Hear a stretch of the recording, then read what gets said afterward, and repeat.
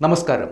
കൊല്ലം തേവലക്കരയിൽ സ്കൂളിൽ വെച്ച് വിദ്യാർത്ഥി ഷോക്കേറ്റ് മരിച്ച സംഭവത്തിൽ ഇപ്പോഴിതാ അസാധാരണ നടപടി സ്വീകരിച്ചിരിക്കുകയാണ് സർക്കാർ. തേവലക്കര സ്കൂൾ മാനേജ്മെൻറ്റ് പിരിച്ചുവിട്ട് ഭരണം സർക്കാർ ഏറ്റെടുത്തു.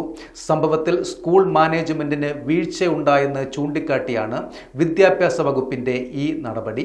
8ാം ക്ലാസ് വിദ്യാർത്ഥിയായ മിഥുൻ്റെ മരണത്തിൽ മാനേജറുടെ വിശദീകരണം തള്ളിയാണ് സർക്കാർ നടപടി സ്വീകരിച്ചിരിക്കുന്നത്. മാനേജരെ അയോഗ്യനാക്കി കൊല്ലം ജില്ലാ വിദ്യാഭ്യാസ ഓഫീസർക്ക് താത്കാലിക ചുമതല നൽകിയിരിക്കുകയാണ്.